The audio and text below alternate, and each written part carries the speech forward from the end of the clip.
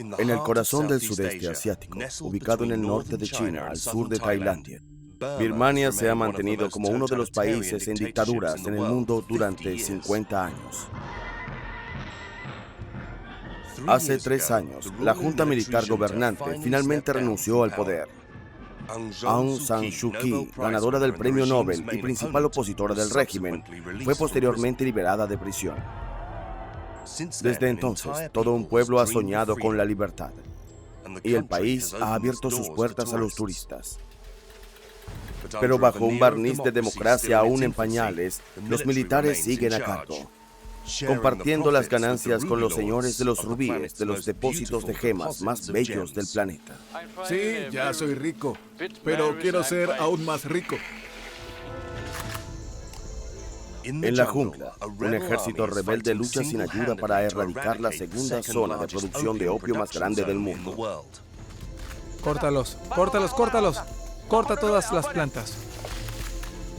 El corrupto ejército birmano permite que prosperen los traficantes que inundan el mundo con heroína. Saca el opio. Abre tu bolso. Birmania todavía no se rige por el Estado de Derecho. En las ciudades, un monje budista extremista difunde su odio contra los musulmanes, que son masacrados con total impunidad. Los musulmanes son peores que los perros. Te digo, en lugar de casarte con un musulmán, cásate con un perro. Aunque Birmania ya no está excluida de la comunidad internacional, este viaje clandestino revelará los problemas que aún atormentan a la tierra de los 1000 templos budistas.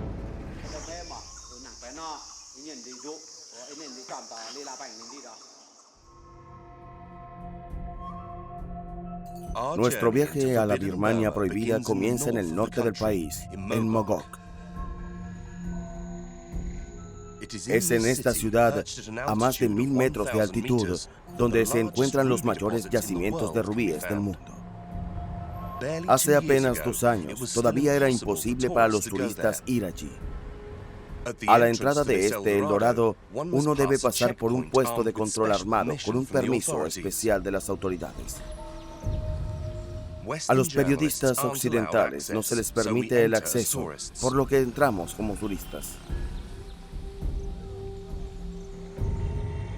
Mogok es una ciudad que lleva bien su apodo de Valle de Rubí. Un milagro geológico que abarca más de 40 millones de años tuvo lugar en las profundidades de las montañas, transformando el subsuelo en el cofre del tesoro. Durante siglos, el hombre ha estado extrayendo incansablemente esta piedra preciosa. En este lejano oeste, incluso los niños tamizan los flujos de lodo para ayudar a alimentar a sus familias. En las minas abiertas, los agujeros se perforan con dinamita. ¡Cuidado, va a explotar! Otros se convierten en mineros en nombre de los ricos empresarios. Solo un puñado de personas comparte el botín de las riquezas de la región. En esta búsqueda de rubíes, los grandes propietarios han hecho de la discreción una religión. Por primera vez, uno de ellos ha aceptado ser filmado por cámaras extranjeras. A sus 39 años, Su ya es multimillonario. Hola. Hola a todos. Hola, señor Su. En Mogok, los magnates de rubí son muy respetados. ¿Eres muy famoso aquí? Sí. ¿Todo el mundo te conoce? Sí. Los días de Su comienzan en una discreta oficina en el centro de la ciudad, donde pequeños vendedores hacen cola para venderle sus piedras más hermosas. Este hombre chino espera volarlo con una piedra grande y tallada. El rey rubí es uno de los pocos intermediarios que puede vender a países extranjeros. ¿Está interesado en esta piedra? Sí, le he ofrecido 18.000 euros, pero de momento quiere 22.000 euros.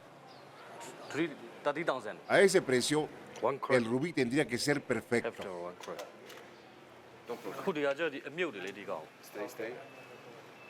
¿Ves las burbujas dentro? Hay muchas de ellas. Es por eso que no creo que el precio que quiere sea muy razonable. Hoy este hombre se irá con las manos vacías, al igual que todos los demás vendedores. ¿No vendiste nada? No, nada en absoluto. ¿Por qué? Porque no les gustaba nada. Los rubíes son como las mujeres, es exactamente lo mismo. Es una cuestión de sentimientos. Si no te sientes atraído por ella, no saldrás con ella. En realidad, Su no necesita actuar como intermediario para enriquecerse. Posee 2 minas fuera de la ciudad. Desde su juventud, ha estado explorando los subsuelos de Mogok, dado que sus padres solían perforar agujeros en la región. Comencé a trabajar en la casa de mis padres en 1988, cuando tenía 14 años. Lo he estado haciendo desde que era pequeño. Me adentraba en las minas con mi padre y me gustaba. Incluso ayudaba a mis padres cuando vendían las piedras. En la década de 1990, la Junta Militar decidió privatizar las minas. Los mejores depósitos de rubíes fueron comprados por un puñado de hombres de negocios que sabían cómo congraciarse con los que estaban en el poder. Su es parte de esta clase privilegiada. ¿Lo revisas Sí, aquí todos los días? Vengo a mirar las minas diariamente. La etapa que más le interesa a este señor local es la etapa de clasificación. Una docena, más o menos, de trabajadores buscan piedras preciosas entre la grava. En esta copa está la cosecha de hoy. Rubíes rojos y algunos zafiros azules. Nada para deslumbrar a Su. La calidad no está ahí, no es buena. Solo hay rubíes de mala calidad. ¿Por qué es raro encontrar buenos rubíes? No, no es eso. Es que todavía no hemos cavado lo suficientemente profundo como para encontrar las piedras buenas. ¿Cuántas tierras procesas para obtener todas estas piedras?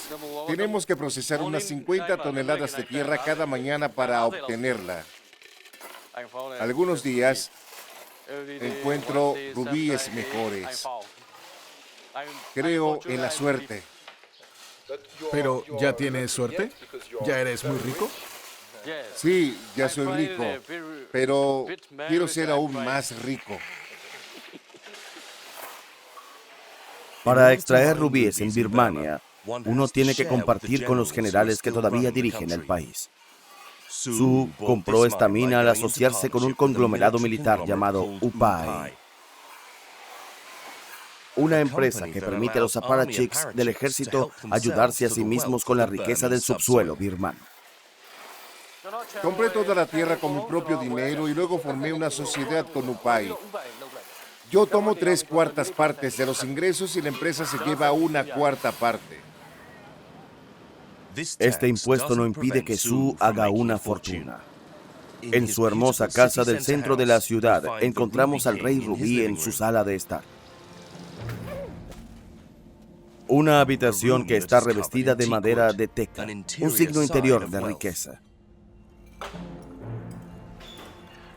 En sus paredes, el imprescindible arte local, animales de la selva adornados con multitud de fragmentos semipreciosos.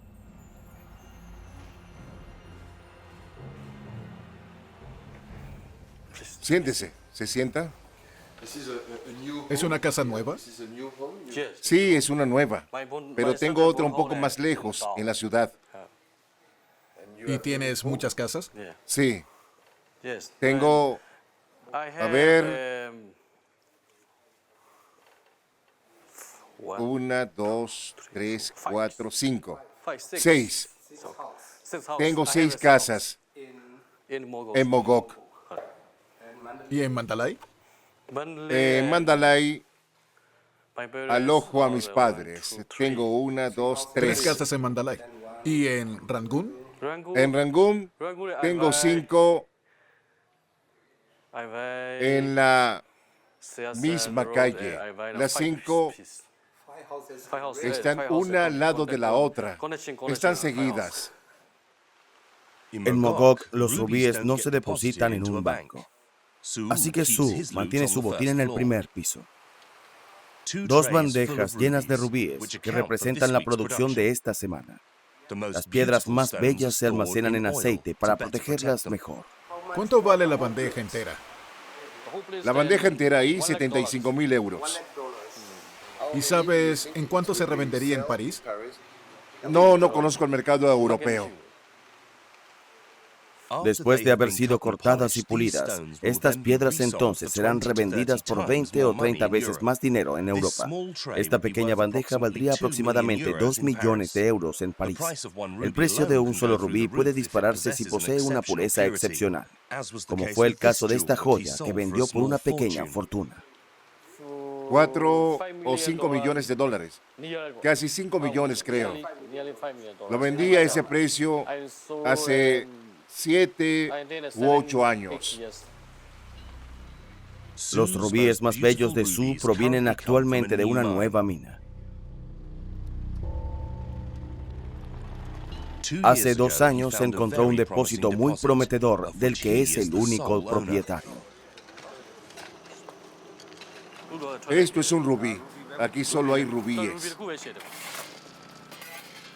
Los rubíes están incrustados en mármol que hay que buscar profundo bajo tierra. Su nos deja en manos del administrador del lugar. La entrada de la mina se encuentra más abajo, debajo de estas láminas de hierro corrugado. ¿Has explotado dinamita en el primer túnel? No, ¿Todavía no? no. La entrada está a 40 metros, en la parte trasera de esta galería. Y después hay otro túnel que baja 45 metros. ¿Eso es dinamita? Sí, perforamos un agujero en la roca y le ponemos un cartucho de dinamita. Me gusta. Insertamos la dinamita a 70 centímetros de profundidad alrededor del fondo del agujero. Conectamos todos los palos y una vez listos, los hacemos explotar. Un trabajador ha accedido a equiparse con una cámara liviana para mostrarnos las condiciones en las que trabajan. Comienza su descenso casi vertical, aferrándose a un solo trozo de cuerda. Algunos troncos resbaladizos sirven como escaleras.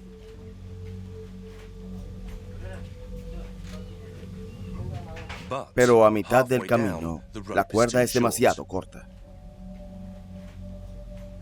Llega al primer rellano aferrándose de una tubería de agua.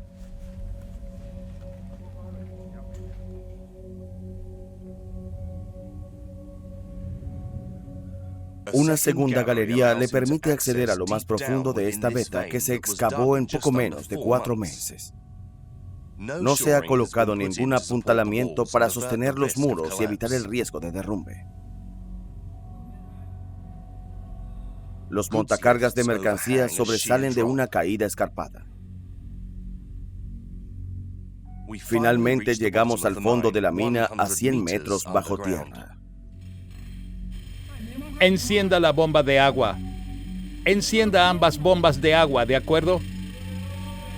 Bien, las encenderemos a ambas. El agua es el principal peligro para esta estructura. Cuando se filtra en la mina, la debilita, aumentando el riesgo de que se derrumbe sobre los trabajadores. El agua se bombea continuamente, pero cuando el monzón es más intenso, el trabajo debe detenerse durante varios meses. Entre el ruido ensordecedor de los taladros neumáticos, los trabajadores perforan el mármol. Guían la broca con sus manos o las suelas de sus chanclas para asegurarse de que no se resbale. Otro trabajador empaca la dinamita para la próxima explosión. Sin ninguna protección, estos mineros taladran las rocas 12 horas al día, Sus pulmones se llenan de polvo de mármol. Las rocas se cargan a mano antes de subirlas a la superficie con esta tirolina.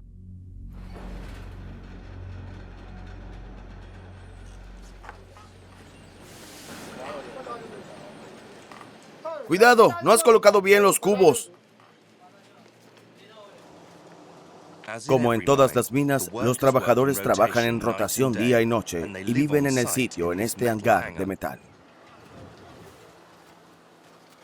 La gente está durmiendo la siesta. Ya han estado trabajando esta mañana y comenzarán de nuevo alrededor de las 6 p.m. Trabajarán hasta las 6 de la mañana de mañana. Cuando trabajan toda la noche, les enviamos comida y a las 6 de la mañana vuelven a subir. El trabajo duro es compensado con buenos salarios. Los 150 trabajadores de la mina ganan alrededor de 3 veces el salario promedio en Birmania. Me pagan un mínimo de 180 euros al mes y a los nuevos empleados se les paga 150 euros. Si tenemos algún problema de salud, recibimos atención médica gratuita y nuestros días de enfermedad son pagados. Los mineros también obtienen bonificaciones por productividad. En los últimos 2 años, varios trabajadores han resultado heridos, pero ninguno de ellos ha muerto en esta nueva mina.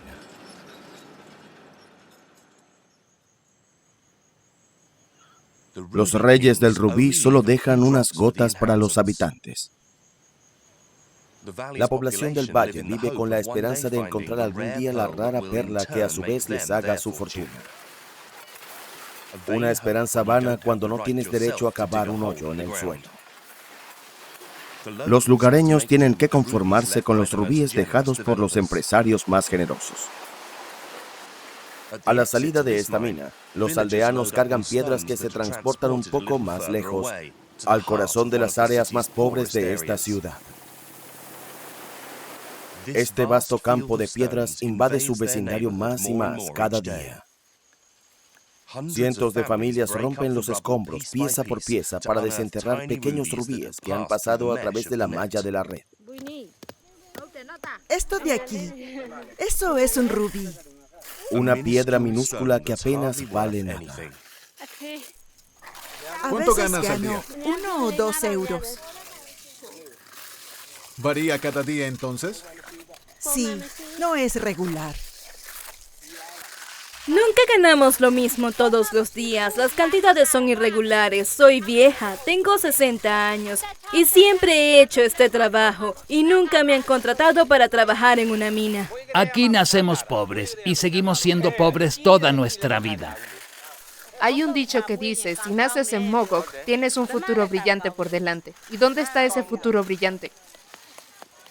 Este dicho es ahora bien conocido más allá de las fronteras birmanas. Durante varias generaciones, los de Bangladesh, India y Nepal se han sentido atraídos aquí por la fiebre del rubí. Mira lo que he encontrado desde esta mañana. ¿Son rubíes? Sí, pero no son de buena calidad. No podré venderlos. Una vez encontré uno mucho más bonito y logré venderlo por 15 euros.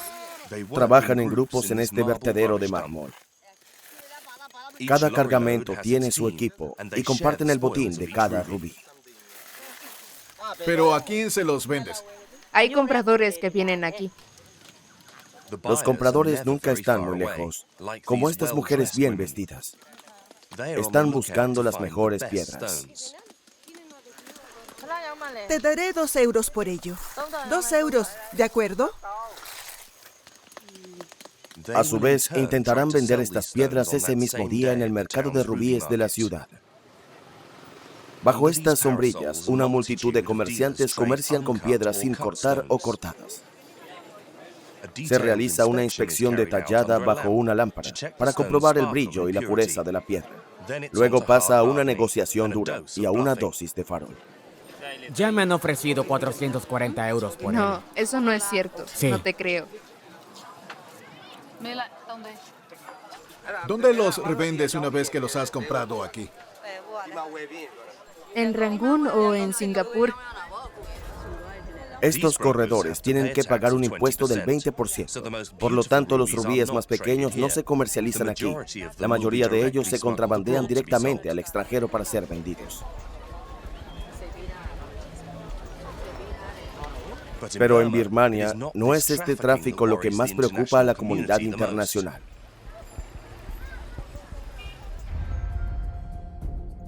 A 300 kilómetros al norte de Mogok, vamos a pasar a un territorio en el que todos los extranjeros tienen prohibido entrar. Birmania, la segunda zona de producción de opio más grande del mundo después de Afganistán.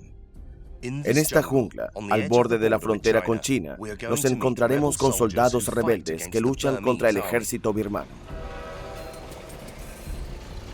En la carretera principal que conduce a China, nos encontraremos con un contrabandista que nos va a colar en esta región que ha sido sellada por la milicia. Ningún equipo de televisión ha filmado esta guerra encubierta antes. Nuestra cita secreta debe tener lugar en medio de la noche, al costado de esta carretera. ¿Ese es el coche de nuestros contrabandistas? Sí, son ellos. Nos espera un 4x4 aparcado con todas las luces apagadas. Se acerca a nosotros y nuestros contrabandistas nos apresuran a cambiar de vehículo. Vamos. Muévanse.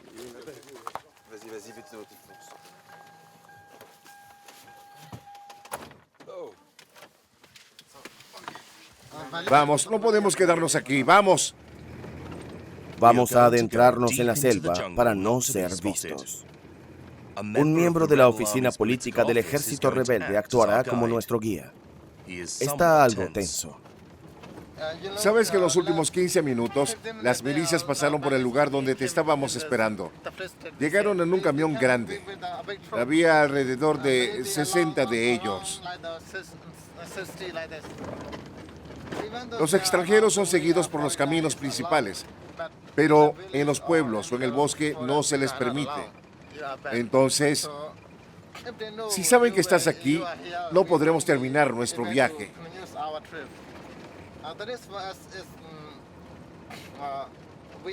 Pero para nosotros es una historia diferente. Si saben quiénes somos, podríamos ser encarcelados por muchos años. Al día siguiente descubriremos el Triángulo de Oro birmano, el maldito jardín de heroína del mundo.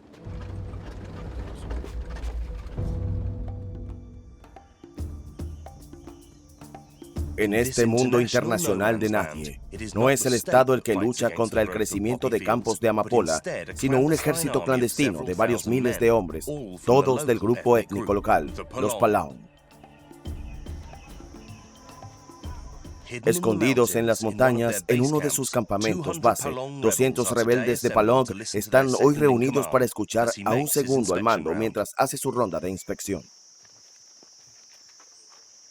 Aquellos que estén alerta no serán asesinados. Si solo esperas, serás apuñalado por la espalda. Si duermes, serás asesinado. Como la mayoría de los grupos étnicos de la región, los Palaung luchan contra el ejército birmano con el fin de lograr una mayor autonomía para su pueblo. ¿Está bien la cuenta? No, faltan 11 balas. Esta mañana, los rebeldes han recibido nuevas armas suministradas por grupos étnicos vecinos y a menudo importadas de China. Varios morteros, granadas y rifles de asalto nuevos para este incipiente ejército que fue a la guerra hace 2 años. Oye tú, dame tu arma. Y recuerda dónde está. Oye, se va a derrumbar allí. Vamos, ayúdame a colocarlo. La mayoría de estos hombres nunca habían tenido un rifle en su vida antes de inscribirse. Adolescentes, agricultores e incluso ex-drogadictos se encuentran en estos soldados novatos. Porque el principal enemigo de los rebeldes de Palaung es un mal insidioso que carcome a la población poco a poco. Nuestra principal batalla es contra las drogas.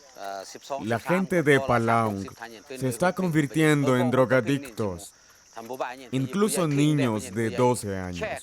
Si no hacemos nada, dentro de 20 años, nuestra gente habrá desaparecido. Hoy en día, el 90% de los hombres de Palong están enganchados al opio o a su derivado, la heroína. En un intento por erradicar esta plaga, los rebeldes luchan contra el narcotráfico. Hace 2 años volvieron a tomar el control de la aldea. Desde entonces, la droga ha sido prohibida, aunque los adictos... Todos los años en marzo, cuando las amapolas están floreciendo, irrumpen en los campos para destruir las cosechas. Estas son operaciones muy peligrosas, ya que están amenazadas por un enemigo que está cerca. A 2 colinas de distancia, en esta cresta, hay una milicia privada de 500 mercenarios. Estas son las únicas imágenes de su campamento atrincherado, tomadas ilegalmente por una asociación humanitaria estadounidense. Oficialmente, el gobierno birmano ha puesto a esta milicia a cargo de garantizar la seguridad de las aldeas en esta remota jungla. Pero en realidad, los milicianos protegen las granjas de amapola. Un enemigo permanente que angustia al líder de esta colonia de segadores de campo. Cuando camines, no camines en grupo. Cambio. Estoy hablando con los exploradores que han salido al frente para asegurarse que este camino es seguro. En el camino, los milicianos podían aparecer en cualquier momento. Las escaramuzas son demasiado frecuentes. Nuestro principal objetivo no es luchar, sino hacer nuestro trabajo, destruir los campos de opio. Pero si nos encontramos con la milicia, entonces no tenemos otra opción que luchar. Esta vez los rebeldes no necesitarán luchar. Incluso es su día de suerte. En las afueras del pueblo detienen a un hombre en una moto que trabaja para los milicianos. Saca el opio. Vamos, abre la bolsa y saca la mercancía. Dentro de su bolsa, bolas de opio que pesan más de 3 kilos. La pulpa no es blanca, sino marrón, ya que se oxida al contacto con el aire. Hay al menos 1,000 euros en opio allí. Quizá lo produce él mismo. Quizás proviene de su propio campo. ¿Crees que es su propio opio? Este chino no es agricultor. Trabaja para las milicias. Su trabajo es cobrar dinero de los cultivadores de amapola de la zona. Este impuesto se puede pagar en efectivo o en bolas de opio que luego las milicias revenden. ¿Dónde está el dinero ahora? Déjalo ahí.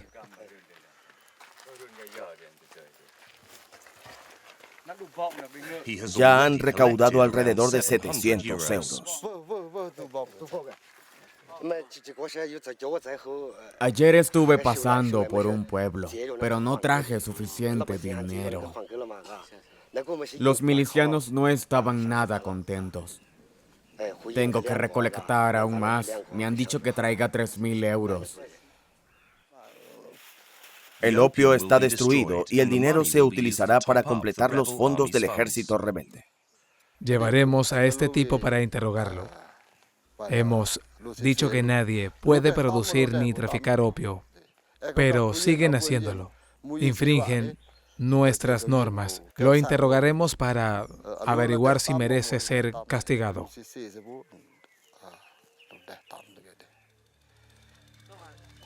La colonia rebelde continúa con su expedición en dirección al campo de amapolas. Como ocurre con la mayoría de las granjas de la región, pertenece a inmigrantes chinos. El propietario no está allí. Qué pena, vamos. Destruye ese campo de amapolas. Nuestra misión es destruir las amapolas. Mongo, un teniente muy motivado, dirige las operaciones con mano de hierro. Vamos, vengan aquí todos. Tenemos que cortar todo en filas, como te peinas el cabello. Todos, vengan aquí. Córtalos, córtalos. Corta todas las plantas. Arráncalos también de raíz. Corta, corta todo. Es nuestro deber luchar contra las drogas. ¿Entiendes eso? Sigue. Córtalos, córtalos todos. A pesar de sus órdenes, una parte del campo se salva. Algunas plantas todavía están en posición vertical. No les dije que dejaran un poco de opio. Les dije que destruyeran todo. Lo que ha quedado no es un caso de corrupción. Son amapolas malas que nunca crecerán.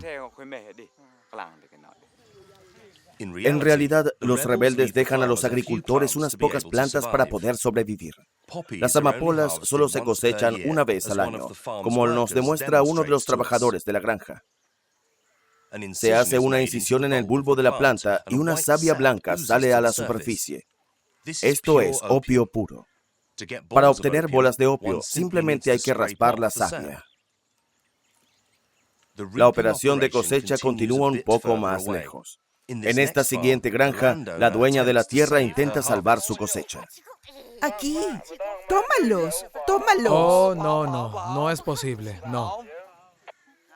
Ella espera ganar clemencia ofreciendo cigarrillos y botellas de cerveza. Su intento desesperado es inútil. Rechazamos cualquier soborno. Ok, baja allí, haz tu trabajo, termínalo. Tú, ve allí y córtalos, que los propietarios destruyan su propio campo.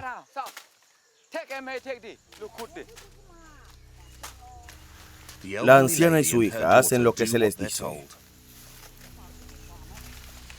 Un año de trabajo arruinado en un abrir y cerrar de ojos. Derrotada, la anciana no nos dirá nada, mientras que su hija revela lo impensable.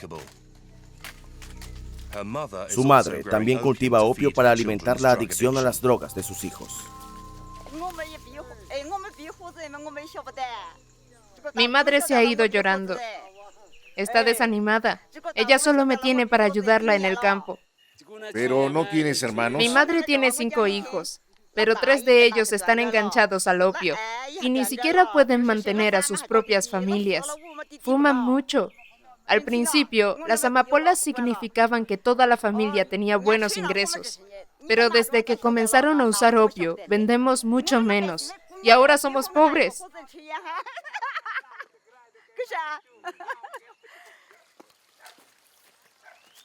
Estos agricultores pobres están bajo el control de la milicia que los despoja de sus bienes. Estos mercenarios también protegen a los grandes traficantes chinos que compran el opio y lo convierten en heroína.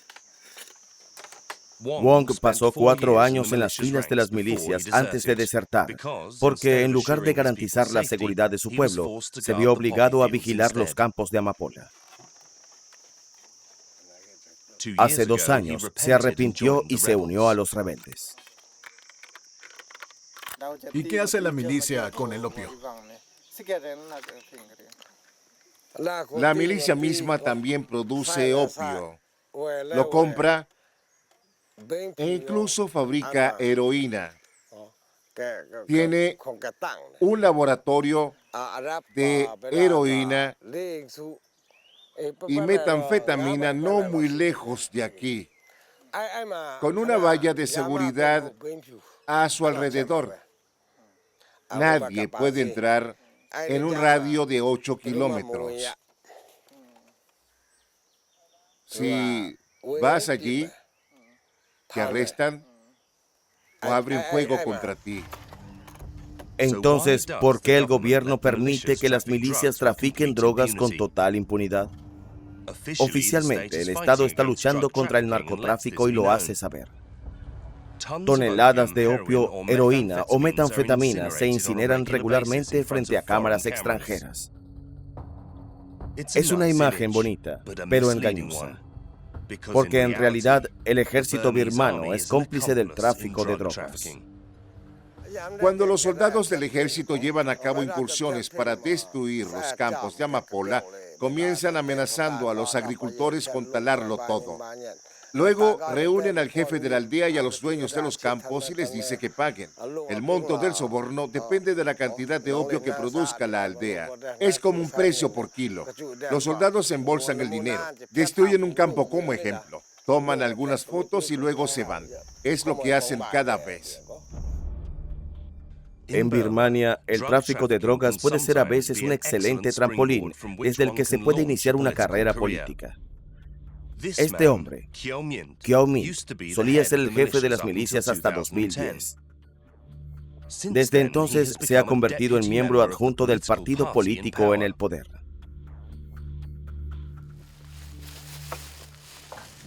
Los rebeldes de Pau Lam están solos en la lucha contra el Triángulo de Oro de los traficantes todopoderosos. Esa noche, uno de sus oficiales se prepara para destruir los 3 kilos de opio que le fueron confiscados al miliciano chino. Debemos quemarlo todo. Todo lo que incautamos. Opio, heroína, incluso metanfetaminas. Quemamos el opio delante de la gente porque a menudo piensan que nos quedamos con la droga para nosotros. Y luego la tomamos o la vendemos. Mira, no la vendemos, lo quemamos. Estoy feliz de estar aquí por esto. Esta droga pudre nuestras vidas económicas, sociales y religiosas. Unos kilos de opio quemados en público. El año pasado, la producción de drogas en el Triángulo Dorado birmano había aumentado una vez más, alcanzando las 700 toneladas, según la Oficina de las Naciones Unidas contra la Droga y el Delito.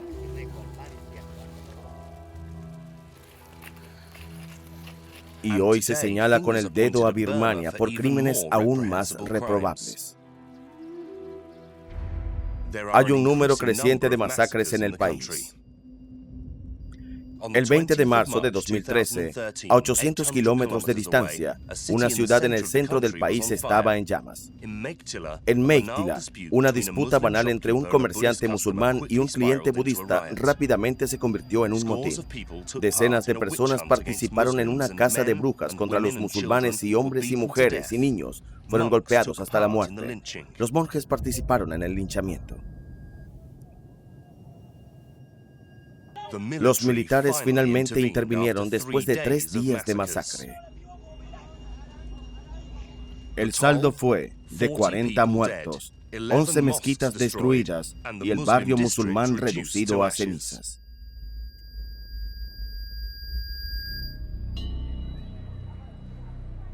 Un monje budista es acusado de ser en parte responsable de este frenesí asesino. Enseña en uno de los monasterios más grandes del país en la ciudad de Mandalay. Detrás de los muros, 1000 monjes aprenden de memoria los preceptos del Buda.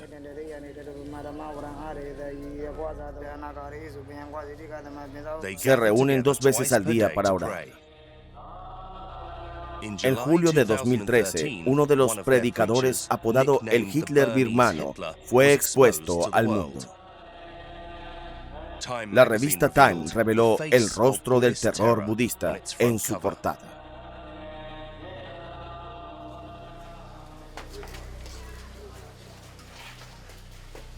Y vamos a conocer a este monje extremista, un hombre con un ego descomunal, a la par con los muchos retratos en su gloria. Su guardaespaldas, devoto desde el principio, nos da la bienvenida, recitando sin vergüenza la tesis de su maestro. Todos los musulmanes son extremistas y no podemos considerarlos como seres humanos. Incluso cortan la garganta de las vacas para comérselas.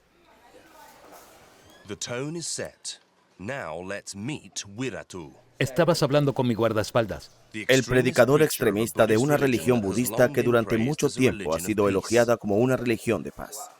En 2003, este monje de aparente comportamiento amistoso fue condenado a 25 años de prisión por incitar el odio contra los musulmanes. Liberado en 2010, durante una amnistía nacional, fundó 969, un movimiento extremista nacionalista e islamófobo. Sin embargo, los musulmanes solo representan el 4% de la población.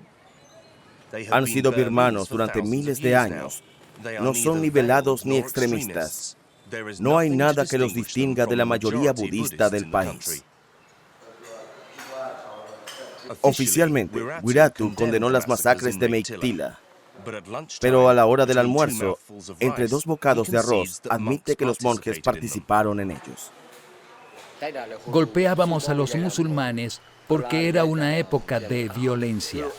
No los golpeábamos muy fuerte. Solo fueron golpeados una vez con un palo. Y si el musulmán se caía, no lo volvíamos a golpear. 4 años después de su liberación de prisión, Wiratu continúa soplando sobre las brasas del odio. Pero cuando su gente se descontrola, nunca es su culpa. Hoy en día, el distrito musulmán de Meiktila sigue en ruinas, abandonado por sus habitantes. Atrincherados detrás de las vallas de un campamento en las afueras de la ciudad, 12.000 personas se refugian bajo la atenta mirada de la policía. El tema es tabú para las autoridades, por lo que filmamos estas imágenes discretamente. Para poder encontrarnos con los musulmanes lejos de miradas indiscretas, tenemos una reunión en este monasterio que este monje pacifista transformó en un refugio durante los asesinatos. Acogió a 800 musulmanes, pero también a 300 budistas, cuidando de mantenerlos bien separados unos de otros. También había budistas inundando el monasterio, porque los budistas también huían de los incendios que se extendían por la ciudad, y fue lo mismo para los musulmanes. Les dije a los agresores budistas que querían venir al monasterio. Somos budistas y te digo que no tenemos derecho a matar a alguien. Y así un hombre explicó a los demás: si es un monje quien dice eso, entonces debemos obedecer y no entrar en el monasterio. Y se fueron a otro lugar. 1 año y medio después, Wiratu continúa predicando sus sermones xenófobos en todo el país. Sentado en el auto personalizado de uno de sus seguidores, se prepara para regresar a los suburbios de Meiktila, a poca distancia de donde ocurrieron los crímenes. Por razones de seguridad, estos guardaespaldas nos han prohibido subir al auto, porque este monje recibe amenazas de muerte con regularidad. En la entrada de la ciudad, Wiratu es recibido como una celebridad. Decenas de fieles se postran ante este monje que se ha convertido en el gurú del pueblo. Eres muy famoso donde quiera que vayas. Eres muy famoso donde quiera que vayas. Pero, ¿usted es conocido en todas partes por donde pasa? Es porque estoy del lado correcto. ¿Siempre recibe la misma acogida a cualquier lugar al que vaya? Porque está en el lado correcto. ¿Y qué significa estar del lado correcto? ¿Qué quiere decir exactamente? ¿Qué es el lado correcto? Sigo siendo fiel a mi país y a mi religión. Y aunque otros países ejerzan presión sobre mí, no me importa. Ni siquiera la presión sobre los derechos humanos. No me asusta nada.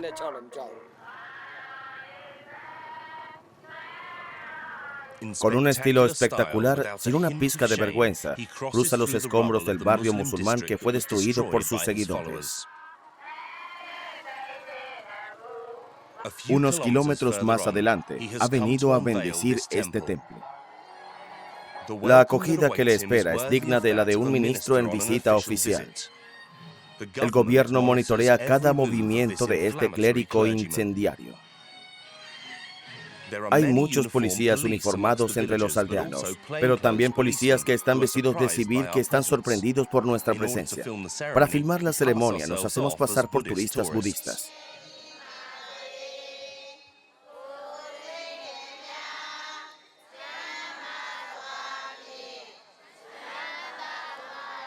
Wiratu asume la posición de Mesías y escenifica todas sus apariciones públicas. Sentado en su trono cubierto de flores, comienza su discurso, que se desviará rápidamente.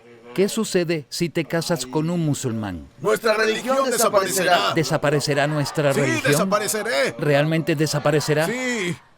¿Te casarás con un alcohólico o con un musulmán? Con un alcohólico. ¿Te casarás con un drogadicto o con un musulmán? Con un drogadicto. ¿Con un vagabundo o con un musulmán? Con un vagabundo. ¿Un perro sarnoso o un musulmán? Un perro sarnoso. ¿Qué eliges?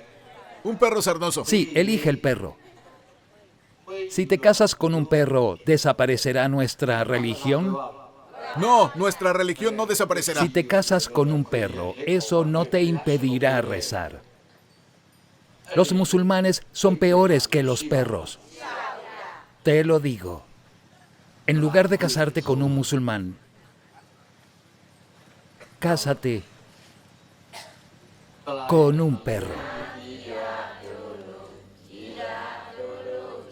Wiratu está detrás de un proyecto de ley para prohibir a las mujeres budistas casarse con hombres musulmanes. El monje también insta a sus seguidores a boicotear sus negocios.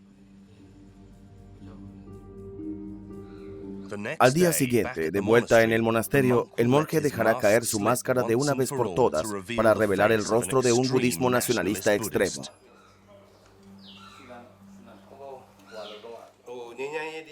Comparando a los musulmanes con los perros, ese no es realmente un mensaje de paz lo que estás transmitiendo, ¿no lo crees?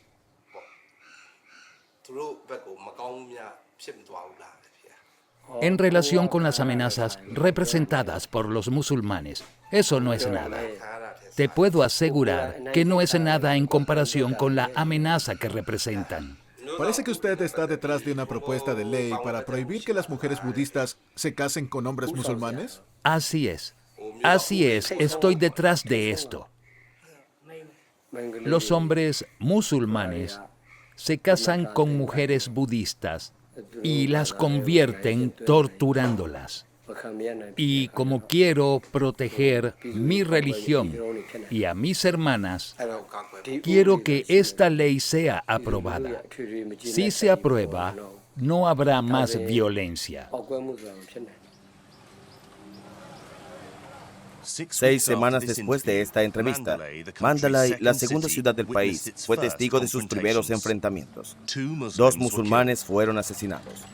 Poco a poco, Birmania está siendo contaminada por el odio islamófobo.